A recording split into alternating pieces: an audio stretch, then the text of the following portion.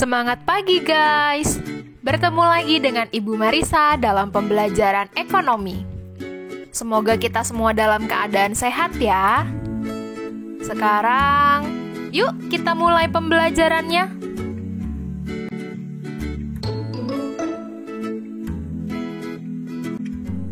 Wah, akhirnya kita sampai juga nih di tahap akhir dalam siklus akuntansi pada perusahaan jasa, yaitu tahap pelaporan. Di tahap pelaporan ini, yang akan kita buat nanti adalah laporan keuangan. Laporan keuangan dibuat pada setiap akhir periode akuntansi. Akhir periode akuntansi tidak mesti akhir tahun ya. Jadi, periode akuntansi ditentukan oleh manajemen dalam perusahaan. Laporan keuangan terdiri dari 5 jenis, yaitu laporan laba rugi, laporan perubahan modal, neraca, laporan arus kas, dan CALK atau catatan atas laporan keuangan. Tetapi, pada pertemuan kali ini, Ibu hanya akan membahas laporan laba rugi, laporan perubahan modal, dan neraca. Karena laporan arus kas dan CALK tidak ditujukan secara detail untuk dipelajari siswa-siswi kelas 12. Yuk kita bahas satu persatu.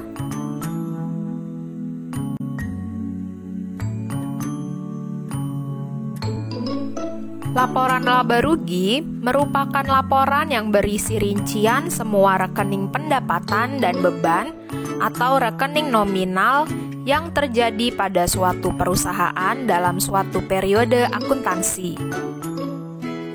Rumus untuk laporan laba rugi adalah total pendapatan dikurangi total beban.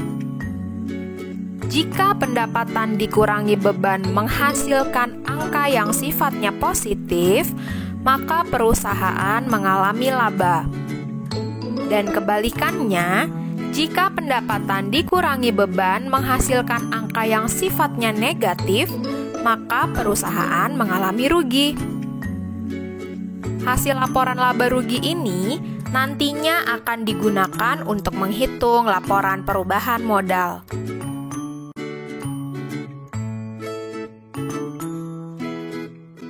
Selanjutnya, laporan perubahan modal, yaitu suatu ikhtisar atau ringkasan yang melaporkan perubahan modal atau ekuitas pemilik yang terjadi selama periode waktu tertentu.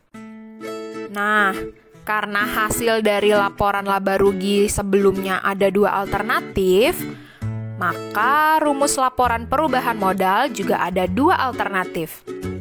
Yang pertama, jika perusahaan mengalami laba, maka rumusnya yaitu modal akhir sama dengan modal awal ditambah laba dan dikurangi price. Tetapi, jika perusahaan mengalami rugi, maka rumusnya menjadi modal akhir sama dengan modal awal dikurangi rugi dan dikurangi price.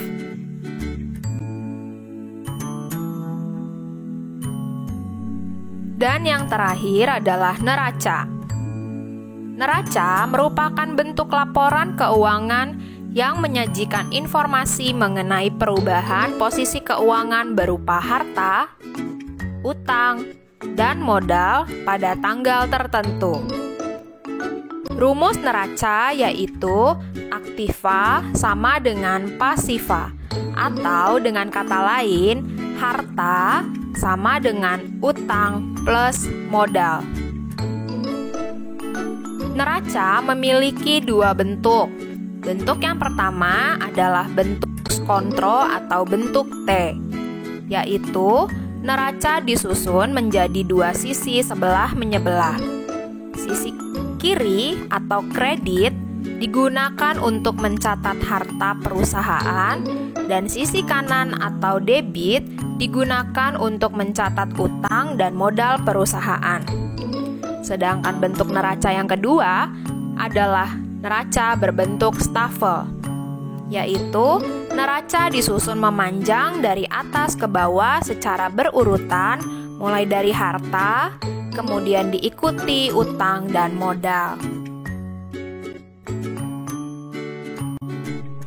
Untuk membuat laporan keuangan, kalian dapat berpedoman pada data yang ada pada kertas kerja. Sebagai contoh, Ibu akan mengambil data kertas kerja yang ada pada penjelasan Ibu di pertemuan yang lalu. Kalian bisa mengecek kertas kerjanya di Google Classroom edisi minggu lalu ya. Kertas kerja yang Ibu gunakan yaitu kertas kerja milik usaha pengiriman Macarena pada periode Desember 2018. Tapi tabelnya kosong karena tidak muat ditampilkan dalam satu slide jika bersamaan dengan judul tabelnya. Nah, sekarang Ibu pisahkan judul tabelnya ya, supaya keseluruhan tabel beserta isinya muat ditampilkan dalam satu slide. Walaupun kertas kerja menjadi pedoman dalam pembuatan laporan keuangan, namun yang digunakan hanya bagian kolom laporan laba rugi dan kolom neraca ya. Jadi, kita fokus pada dua kolom tersebut. Sekarang, kita coba untuk menyusun laporan keuangan yang pertama, yaitu laporan laba rugi. Seperti biasa ya, langkah pertama kita mulai dengan menuliskan judul laporan terlebih dulu. Baris pertama kita tuliskan usaha pengiriman Macarena. Baris kedua kita tuliskan laporan laba rugi, dan baris ketiga kita tuliskan periode 31 Desember 2018. Kita susun laporan laba ruginya menggunakan rumus yang tadi, yaitu total pendapatan dikurangi total beban. Sekarang kita tulis dulu berapa pendapatan yang diterima usaha pengiriman Macarena selama periode Desember 2018. Ada yang hafal berapa pendapatan yang diterima perusahaan?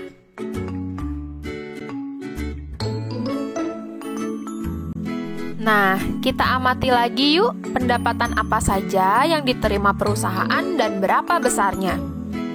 Ada dua jenis pendapatan yang diterima selama periode 2018, yaitu pendapatan jasa sebesar Rp16.840.000 dan pendapatan sewa sebesar Rp150.000.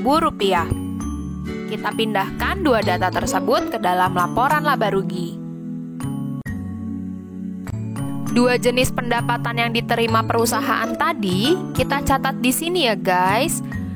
Kemudian, kita jumlahkan kedua jenis pendapatan tersebut dan tulis keterangannya sebagai total pendapatan. Angka yang ada pada total pendapatan tidak boleh sejajar dengan angka yang ada pada masing-masing jenis pendapatan. Selanjutnya, data kedua yang kita masukkan ke dalam laporan laba rugi adalah beban. Kita amati data beban-beban yang ada di kertas kerja lagi ya.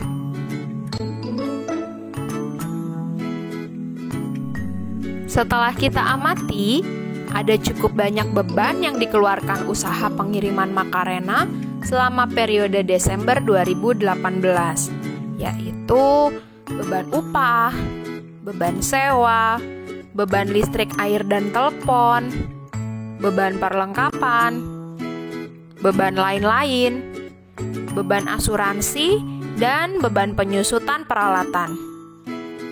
Semua jenis beban ini beserta tiap angkanya kita pindahkan ke dalam laporan laba rugi yang sedang kita susun ya.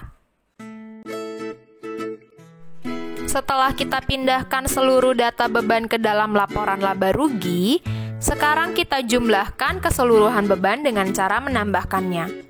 Dan kita dapatkan angka Rp9.755.000. Maka, sekarang kita lanjutkan dengan menghitung selisih yang didapatkan antara pendapatan dan beban.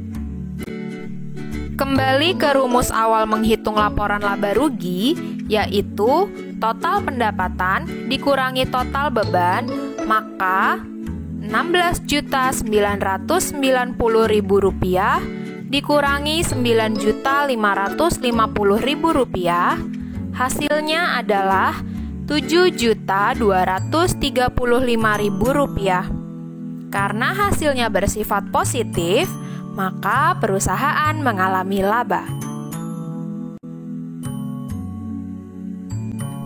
Laporan yang kedua yaitu laporan perubahan modal. Seperti biasa, kita tulis dulu judul laporannya ya. Kemudian, kita catat modal awal usaha pengiriman Macarena.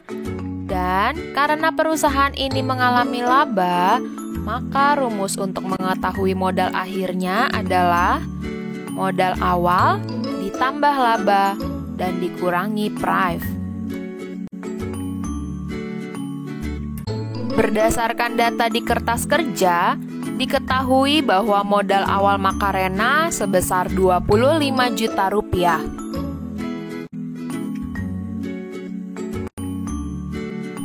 Maka dari itu, kita catat modal awal sebesar Rp25 juta pada laporan perubahan modal. Kemudian, kita catat laba perusahaan yang sudah kita hitung sebelumnya pada laporan laba rugi. Lupa? Yuk kita buka lagi catatannya.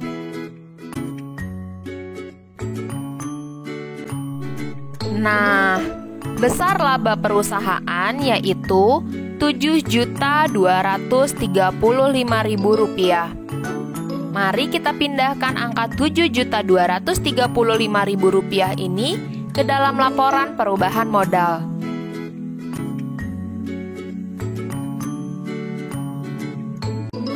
Kita catat di sini sebesar Rp7.235.000. Setelah itu, kita jumlahkan. Hasilnya adalah sebesar Rp32.235.000. Di sini bisa kita lihat terjadi peningkatan atau kenaikan modal karena perusahaan mengalami laba. Selanjutnya, kita masukkan data price. Kita buka lagi yuk kertas kerjanya untuk melihat berapa jumlah price Macarena. Nah, angka pada price Macarena sebesar Rp4 juta. Kita catat atau kita pindahkan angkanya ke laporan perubahan modal.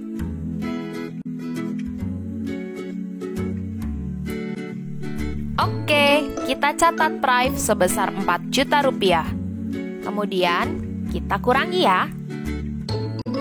Dari hasil pengurangan, didapatkan jumlah Rp28.235.000. Kita namakan sebagai modal akhir. Laporan ketiga yang harus kita susun adalah neraca. Sama seperti dua laporan sebelumnya, neraca juga harus diberi judul laporan ya.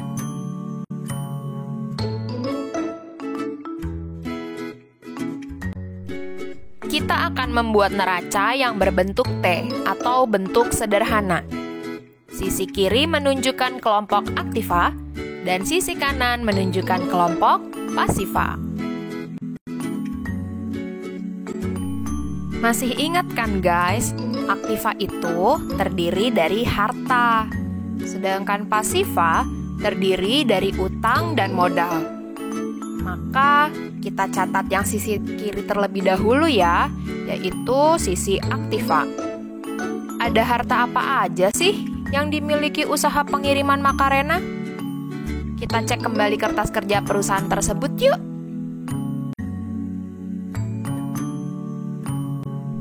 Nah, Yang Ibu beri tanda pada kolom nama akun di kertas kerja usaha pengiriman Macarena ini adalah yang masuk ke dalam kelompok akun harta atau aktiva.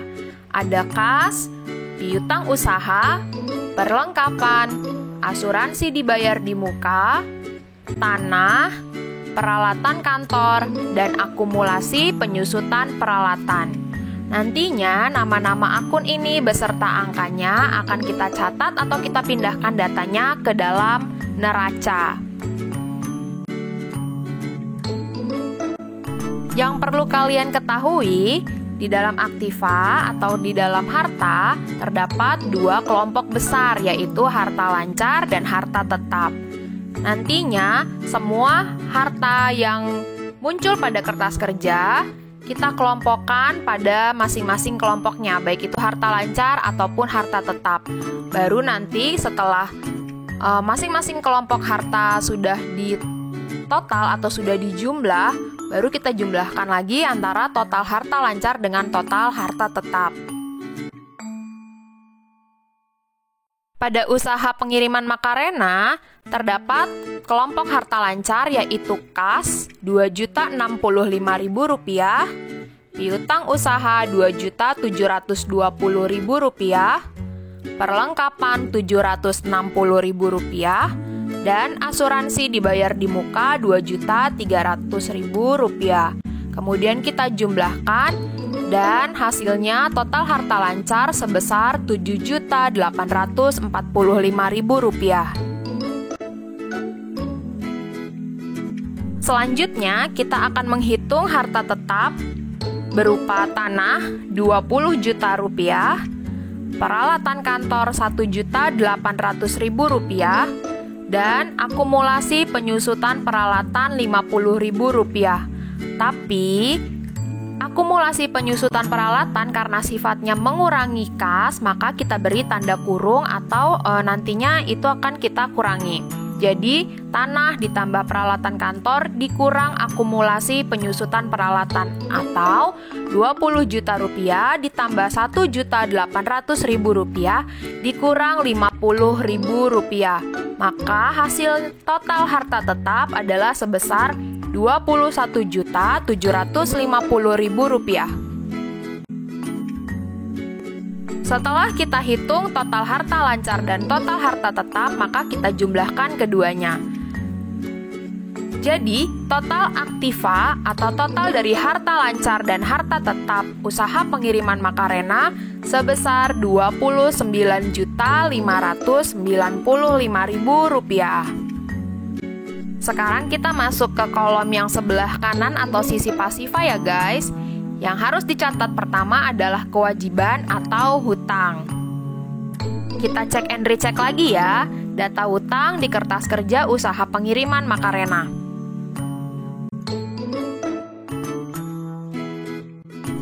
Nah, utangnya ada 3 nih guys. Yang pertama adalah utang usaha sebesar Rp900.000. Yang kedua adalah sewa diterima di muka sebesar Rp210.000. Dan utang gaji sebesar Rp250.000. Sewa diterima di muka termasuk hutang ya, karena haknya sudah diterima namun belum melakukan kewajiban. Jadi si perusahaan memiliki hutang yang harus dilunasi nantinya. Nah, 3 data ini kita pindahkan ke dalam neraca. Kita catat ke dalam neraca ya, kewajiban si usaha pengiriman Macarena atau utang-utangnya. Ada utang usaha Rp900.000, sewa diterima di muka Rp210.000, dan utang gaji Rp250.000. Tapi di dalam pasifa isinya adalah utang dan modal atau kewajiban dan ekuitas perusahaan. Nah, ini baru ada kewajiban nih guys, berarti yang kurang adalah modal. Nah, selanjutnya kita masukkan modal akhir atau hasil dari laporan perubahan modal yang tadi sudah kita hitung. Untuk mengingatkan kembali ya guys, di laporan perubahan modal yang tadi sudah kita hitung, terdapat hasil modal akhir adalah Rp28.235.000. Angka inilah yang akan kita masukkan ke dalam modal akhir di neraca.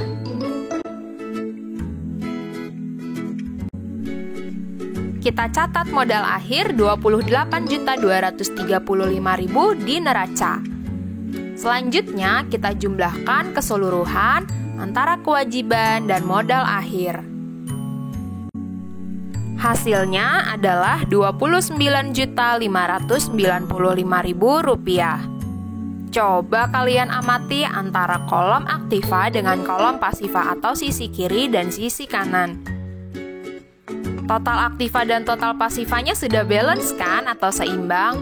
Nah, sesuai dengan prinsipnya atau sesuai dengan rumus awal neraca, yaitu aktiva sama dengan pasiva, atau jumlah harta sama dengan hutang ditambah modal.